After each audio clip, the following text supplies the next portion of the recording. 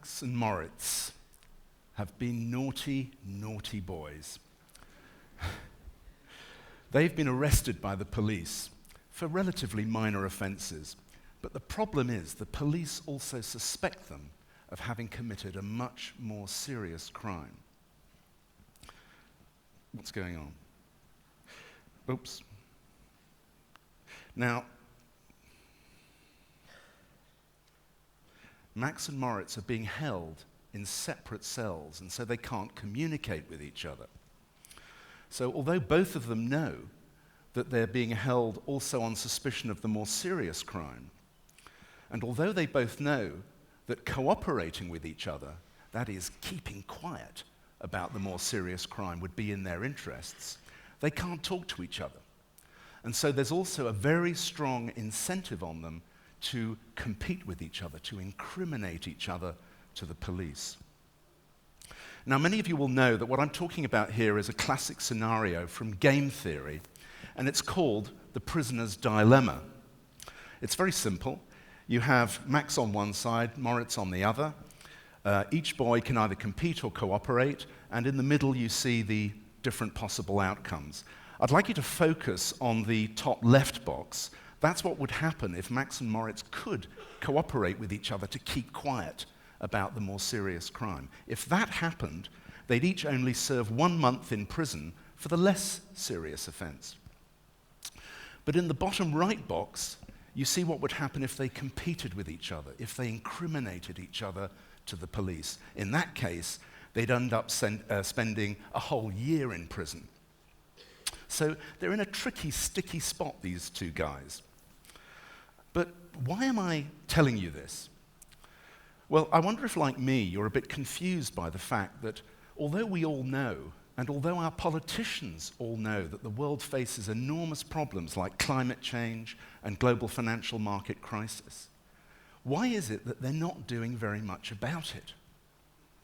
Well, our initial reaction would be to think, well, they must just be blind or stupid or corrupt or lazy. But, you know, often in life, people don't behave the way we would expect, not because they are blind or stupid, but because they are caught in a hidden dilemma. And what I want to suggest to you today is that our politicians are caught in just such a dilemma. Because whether it's climate change or whether it's the euro crisis, whether it's achieving global sustainability, or whether it's re-regulating financial markets, our politicians simply cannot act in the way that would be needed to solve global problems. And I'm calling this the political prisoner's dilemma. Now, it's vital we understand how this dilemma works, because our politicians certainly don't understand it. Because if they did, they'd have solved our global problems by now. And the dilemma they're in is similar to Max and Moritz, but it's not quite the same, because it's not the police who catch our politicians unless they've been very naughty. It's actually global market forces. Because you see, to solve virtually any global problem would require governments to raise taxes and regulations on business and industries. But of course, global markets don't like that. So the dilemma that each individual government faces is that if it increased taxes and regulations on its businesses and industries, that would increase their costs, and they would then become uncompetitive with businesses elsewhere. Any government that did that would find global markets moving billions of investment out of the country. They would find jobs being lost and the economy going down.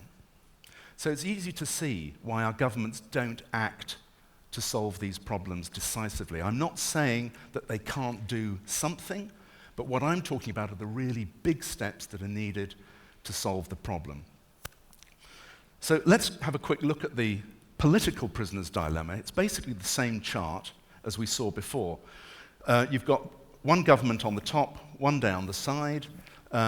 If we look at the top left box, we see what would happen if two governments, or even a small group of governments, cooperated to increase taxes and regulations on their industries. What would happen is that there would be a slight improvement to the planet, but only slight, because of course there are nearly 200 governments around the world, so just a small number acting isn't going to make that much difference. But the effect on their economies would be quite dramatic because, of course, they would become uncompetitive and they would suffer. If, on the other hand, we look at the bottom right box, which is what would happen if no governments cooperated to increase taxes and regulations, so in other words, pretty much the situation we have today, well, yes, everybody's economy would maintain its relative competitiveness, but the planet would burn. So in any scenario, the planet burns. It's just a question of whether it's a little bit quicker or a little bit slower. Now, how would you know that what I'm telling you now is true? Well, I suggest all you need to do is look in the newspapers. Here's a clip from the London Financial Times concerning climate change. Governments remain reluctant to address the climate change threat because any country acting alone to curb its greenhouse gas emissions without similar commitments by other governments risks damaging the competitiveness of its industries. So there you have it. But there's another vitally important fact, and that is that we're not going to get out of this dilemma simply by changing the party in power, because whoever is in government faces exactly the same dilemma. Now, you'll remember Max and Moritz are sitting in separate cells and they can't talk to each other, but our politicians can, and they do. So you would think that they'd have been able to find a way out of their dilemma by now. But the problem is that so focused is each of our national leaders on keeping their national economy internationally competitive, they can't even think about cooperation. And as far as the global institutions are concerned, like the United Nations or the International Monetary Fund, the problem there is that these institutions, if you take a closer look at them, are simply not designed to shepherd the world's nations towards cooperation. So it seems, sadly, that our politicians can't cross borders to cooperate. But I'd like to tell you how we citizens can.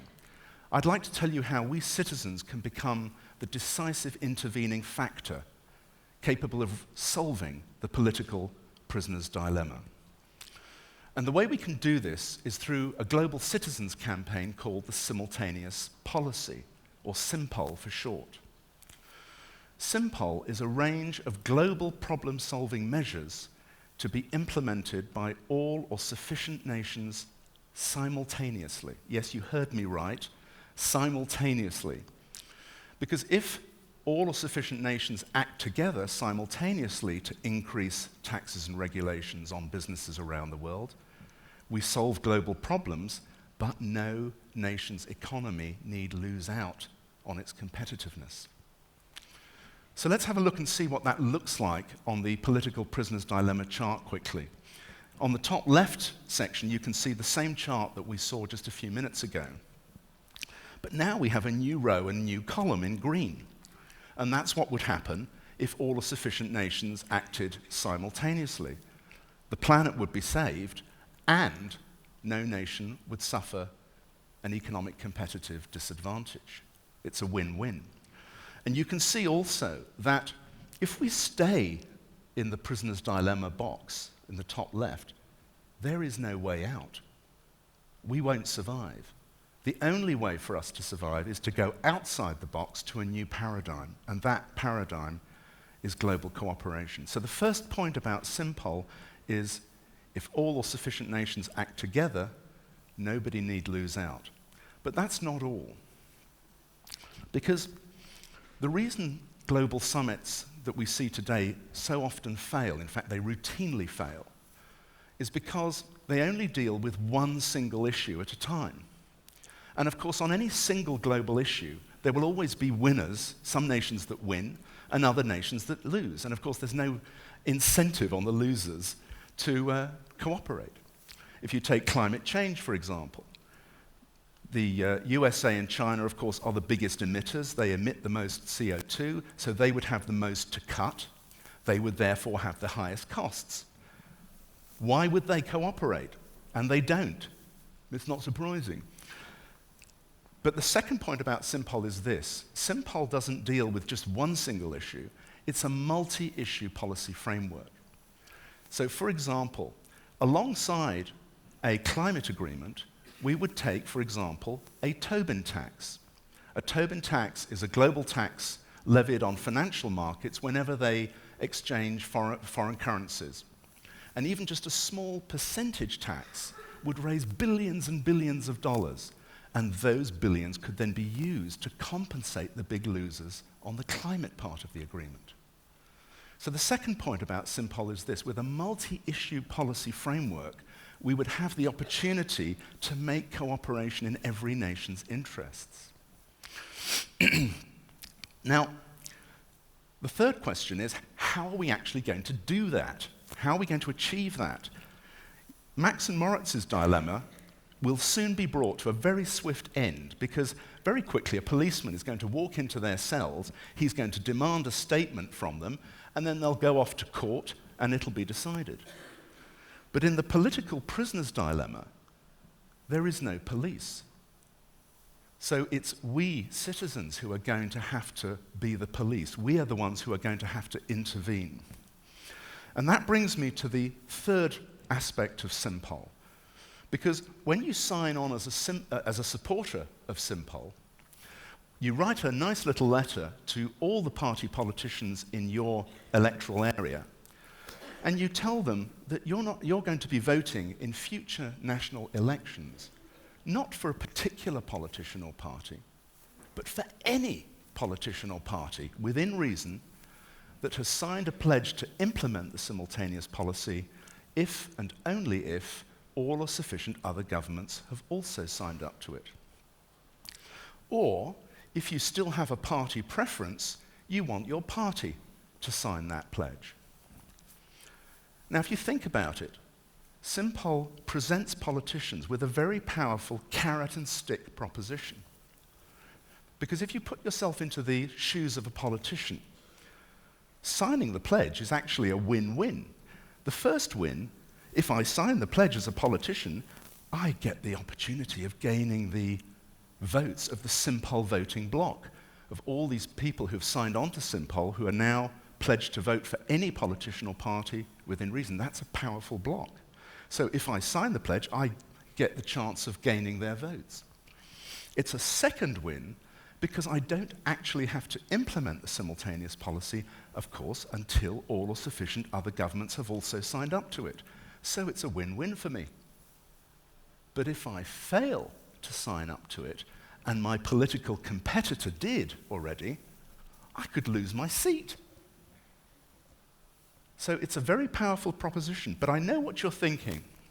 You're thinking, yeah, politicians will sign anything before an election just to get your vote, but then they'll go and cancel it afterwards. But think about it. SimPol doesn't get implemented until all or sufficient countries have signed up to it. And so for any politician to cancel his pledge at any time prior to implementation would be just to cut his own political throat. It would be to say to the SimPol voting bloc, please don't ever vote for me again. So it just doesn't make sense for any politician to cancel his pledge. The only time it would theoretically make sense would be when the date for implementation actually arrived. Okay, and by that time, by definition, all or sufficient nations would already be signed up to implement the policy. Public support around the world would already be massive. Global problems by then would be well worse than they are today. By that time, not implementing the simultaneous policy would just be completely nuts for anyone. So what I'm talking to you about here is a paradigm shift in the way we use our votes. It's a paradigm shift that takes power down from politicians and global markets upstairs to you. Now, you're probably still a bit skeptical about all this, but I can tell you that at the last national election in the United Kingdom in 2010, SimPol UK succeeded in getting 200 candidates from all the main parties to sign the pledge. And of those, 24 are now members of Parliament. We also have supporters in over 100 countries around the world now, campaigns running in about 20 countries. And we have some members of Parliament from the European Parliament and one or two other parliaments who have also signed the pledge. So with citizens signing on to the campaign every day, we're building towards the point where we have enough power to drive our politicians towards cooperation. Now, I don't know about you, but, politics bores me rigid most of the time. I can't be bothered with it, on the one hand. But on the other hand, I kind of realize that we're not going to solve global problems without politics. And, we can carry on blaming our politicians if we want, but they're in a dilemma. They need our help. And if we failed to use Simpol to drive our politicians out of their dilemma, I think we would be committing a crime far more serious than anything Max and Moritz have ever done. We'd be committing the crime of inaction. So I've decided how I'm going to be using my vote in future national elections, but my question to you, what are you going to do? Thank you.